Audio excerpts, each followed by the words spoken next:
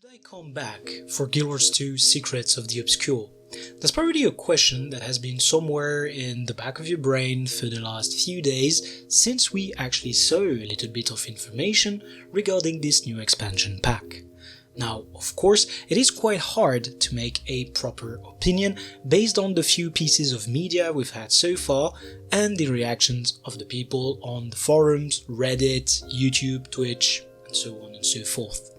So naturally, I wanted to make a video with what I am thinking so far regarding all the content that I was able to get my hands on. So in today's video, I'm gonna be going over the trailer and then I will be explaining what I understand from all the various blog posts and the expansion page on the website so that we can have a proper overview of what we can expect from this expansion. It is releasing in as little as 2 months from now, so of course there won't be a lot of modifications that can be made to it between now and then, which is why I will also include in this video my thoughts on the possible darker areas, possible mistakes that could be made with the release of this expansion. And at the end of the video, we will be weighing the pros and the cons and deciding together whether or not we should be going into GW2 Secrets of the Obscure. The cycle ends, so that's the end of the Dragon's Arc. That's quite good. Definitely demon related. The tower falters. So that's the wizard's tower that we can see in Trita. And it does look amazing. And it's gone.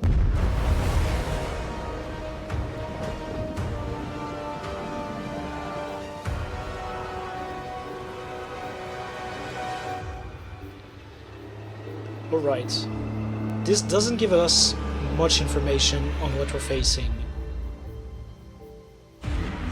Okay, that's definitely a demon. Alright, so looking at this, I think that it is quite clear that we're getting a smaller expansion compared to what we've had previously, which is completely in line with what ArenaNet has said so far about what we could expect from a new expansion. It's releasing on the birthday of GW2, as usual, a very good move from ArenaNet right there. And as for the different price points, we have $25, $49, and $75. I'm of the mind that these different price points are kind of correct when looking at what we're getting, except maybe for the middle one. I think that if you just want to experience the expansion, you're definitely good going for the small pack, and if you want to have the 4K gems and all the extras, you should directly go for the Ultimate Edition. The in-between price, in my opinion, doesn't have enough bang for the buck, but that's purely what I think. I will be going for the Ultimate Edition.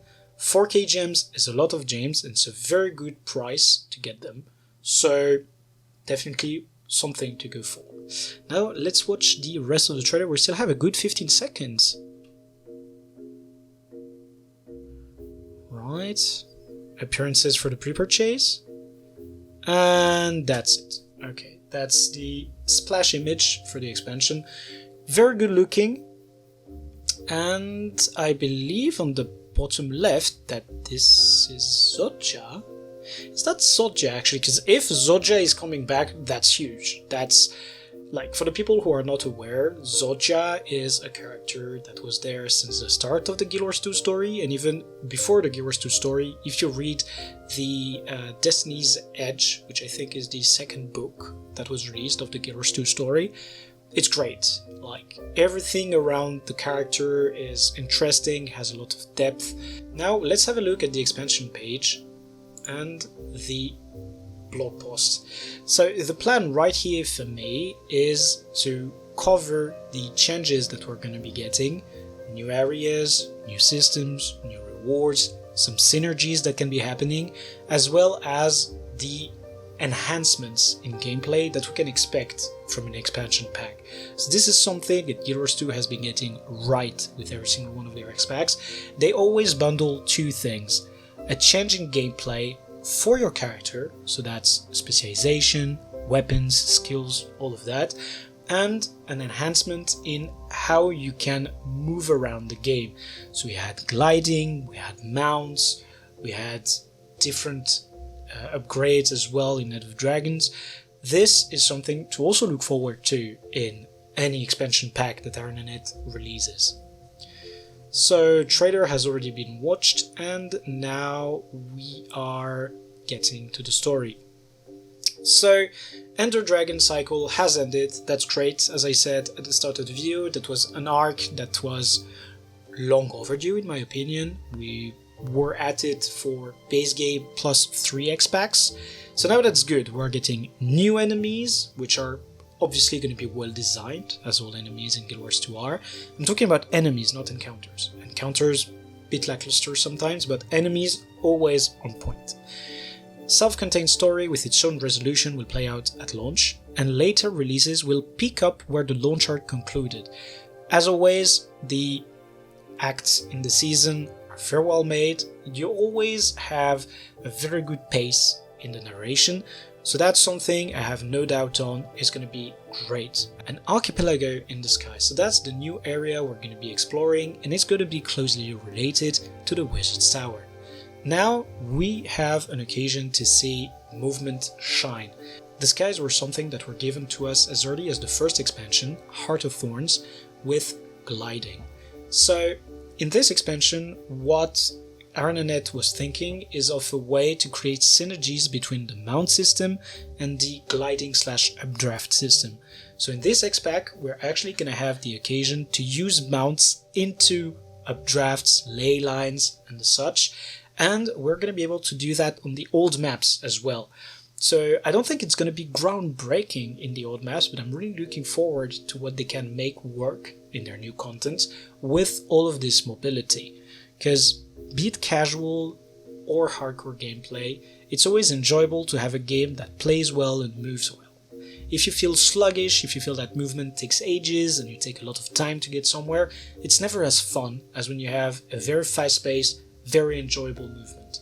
And this is what Guild Wars 2 has been spot on for many years now.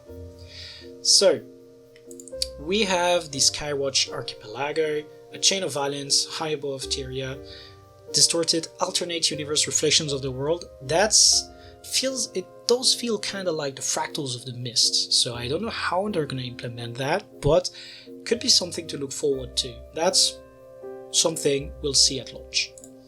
The Wizard's Tower. So the architecture feels very White Mantle / Merchat-ish, in my opinion. So it's very lore bound, it's very deep in the story. It's been around ever since Guild Wars 1, which I haven't played. So we finally get more information, more lore, a conclusion on it, something I am also looking forward to. An Amnitus, just below the planet's atmosphere, home of the Wizard's Courts and the Ultra Ward. That's something, I'm not sure how this is going to play well into the rest of the story, because every race in Guild Wars 2 has its own backstory. So you have the Queen of Kryta, you have the colleges of the Asura, the Warbans of the Charles, the tribes and the Shaman for the Norn, and so forth. So having a higher society that kind of oversees the world, not sure how that's going to feel, but maybe they were just fighting in the shadows, fighting the Cryptis, actually, the otherworldly threats from the mist, the demons I was talking about. So maybe they managed to implement that well, but that's maybe one thing I'm a little bit worried about, is that it's going to overshadow the entirety of the world building we've had so far. But let's see how that goes.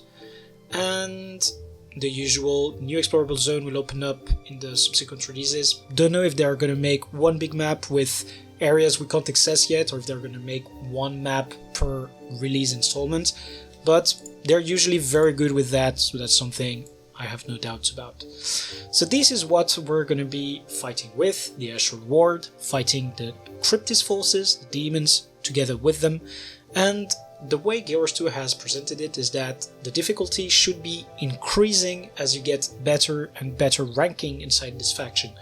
So, better encounters, better rewards, once again, something that is X-Pack worthy. So now we're gonna be getting to the rewards and the other PvE systems that are getting an overhaul. One thing that I am not too happy about right there is that they are introducing yet another currency for the Wizard's Vault.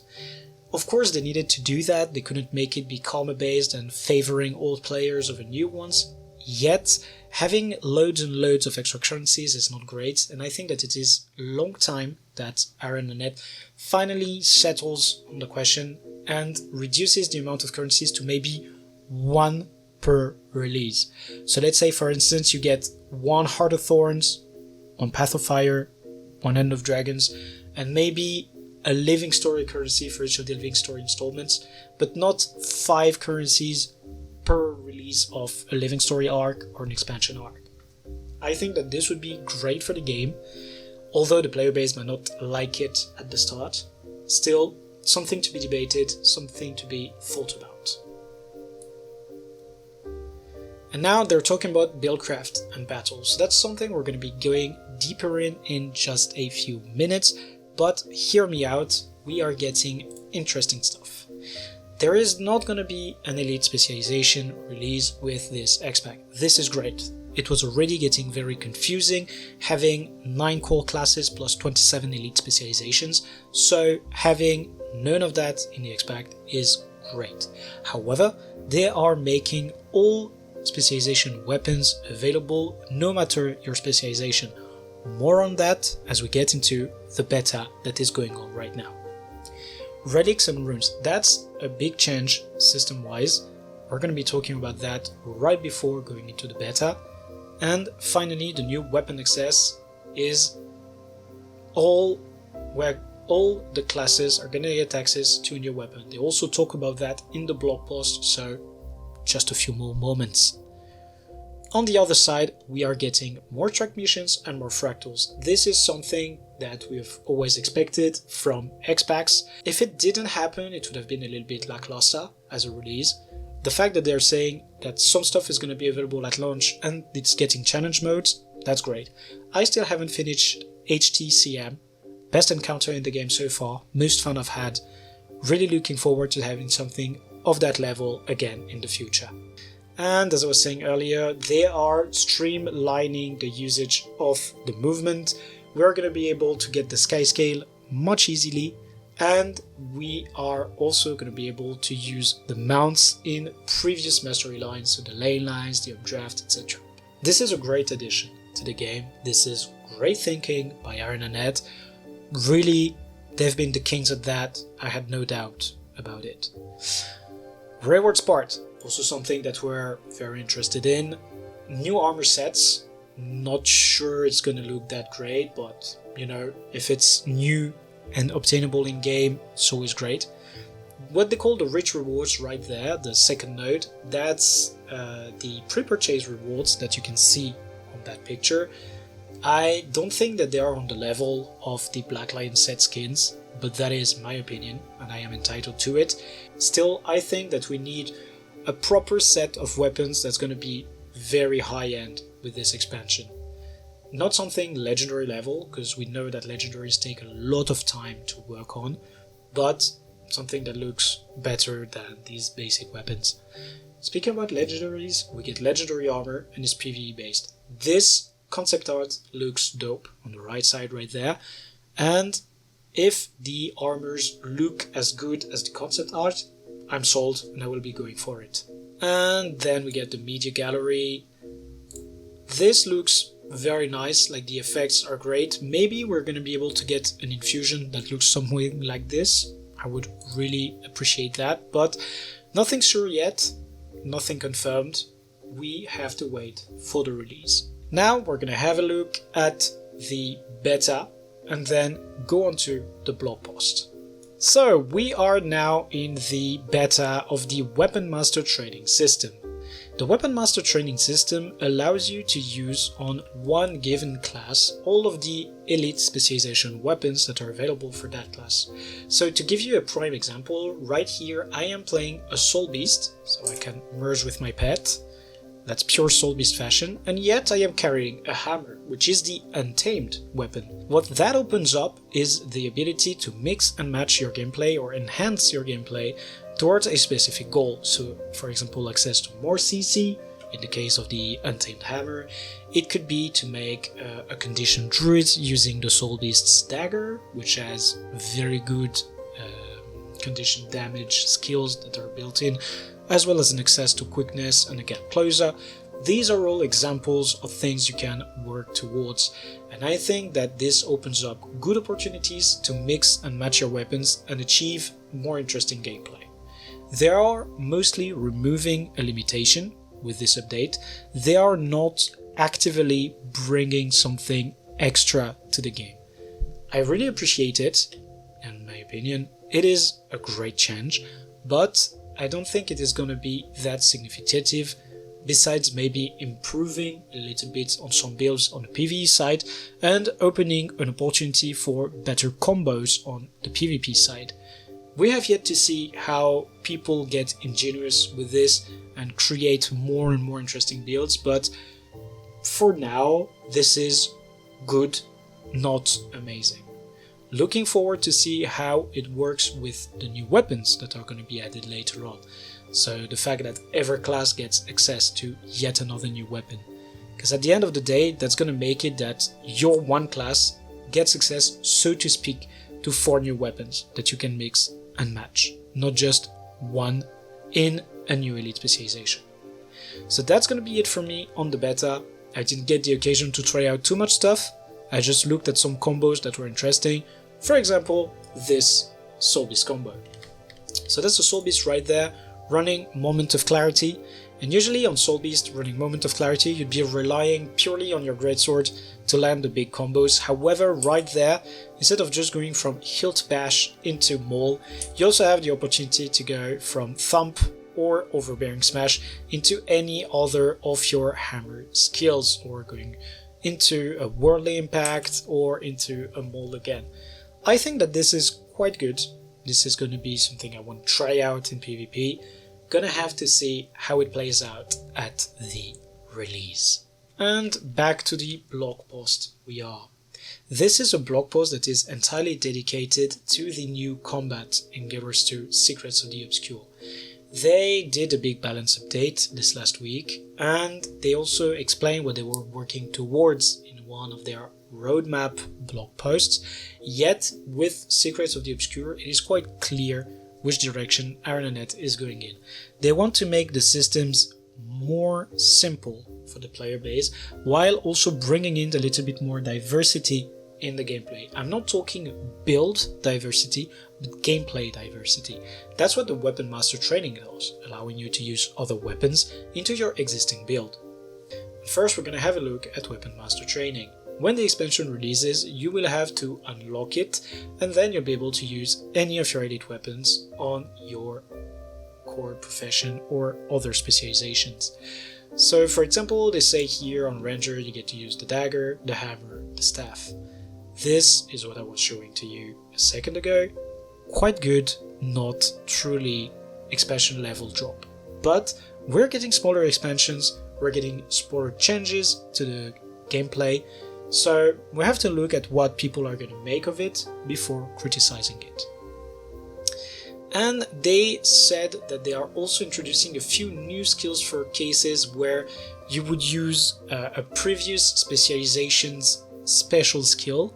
So that's usually the skills you have on your F1 to F4 bar, alongside a weapon from another specialization. And Tame's Unleashed Ambush while wielding a staff. That could be interesting. Skills that works precisely with one weapon that change. There's also the case on the Mirage, using their dodge and then using a weapon skill, or the Berserker's Primal Burst while using a weapon that was only available on another specialization.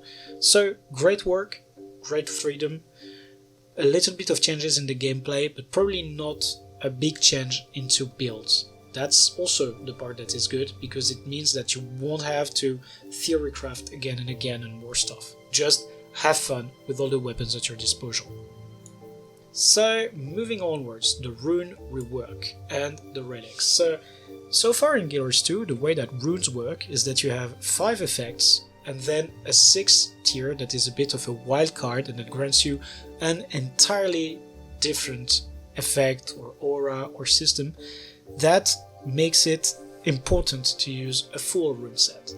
In the past we've had cases, for example, where you needed a lot in a specific stat, so let's say condition duration, derived from expertise, for example, where you would play 4 runes of the Nightmare and 2 runes of the Trapper to maximize your condition duration. With all the rune reworks that we've had, it made it more and more interesting to use an entire set of the same runes, so all 6, to have on the first 5 runes the stat effects as well as sometimes a specific different effect on the 4th rune, and then on the 6th rune having the truly great effect that you would be going for. Now they're changing this and making it so that the 6 runes grant you mostly stats, and then a relic in another slot grants you the special wildcard effect. This is what they're explaining here. For example, the relic of the Trooper's effect is identical to the previous 6th tier Troop rune effect. So this is something that in my opinion is going to create a little bit more complexity in the game, and will also probably make it so that people with legendary runes feel that they have lost a little bit of bang for their buck. They have to make it so that you get a legendary relic derived from your previously legendary rune, in my opinion, if they want to properly deliver on this feature. This is going to make it quite easy for people to work with their builds, because you're going to have on one side the stat effects, so that's your armor, the runes, the weapons, and then you're going to have the flare effect, which is going to be the relic and the sigils. By putting all of this together, you can have more diversity in your build making, and in my opinion, it's also going to make it way easier for people to get into the game, because it separates stats from special effects. And for players coming from other MMOs or RPGs, it makes more sense that it would work that way. By separating the system, it somehow becomes easier. Once again, something I'm looking forward to, and also a market opportunity. They have to make it a sink for some of the materials in the game, and it doesn't have to be only expansion stuff. It's probably going to consume some other old stuff, because a lot of the runes were core release, and then we had some for the expansions, mostly elite spec based, and some other expansion based. With this said and done, one last point before the end of the video, the expanded weapon proficiency. So they're adding 1 extra weapon per class, and in my case that's going to be the mace on main and offhand on Ranger. Necromancer is finally getting a sword. People were asking for it for a very long time, and the other changes are quite interesting. Pistol, main and offhand on Guardian should prove to be quite fun. Warrior finally gets a staff, so warriors can now play with a lance, and I think that this was actually a very good idea on ArenaNet's side, and it's also going to be a way to expand further and further onto build making. So looking at everything we're getting for the meteor price of $25, that is definitely worth it. Guild Wars 2 Secrets of the Obscure is an expansion pack that is packed, joke right there, with a lot of content. Definitely worth picking up. Now, is it gonna be truly the best X pack? We don't know, but at this price point, it's worth it. Little bit of doubt on my end on some of the releases, more specifically the addition of extra currencies, and whether or not the relic system is not going to be too bad on people who are making their legendary runes. That is everything that I can say so far on what is available information wise to this day. I hope that this video has convinced you, or at least given you a little bit more information on what to expect, and I am looking on my end forward to playing Guild Wars 2 Secrets of the Obscure. I wish you a very pleasant rest of your day, and to have fun.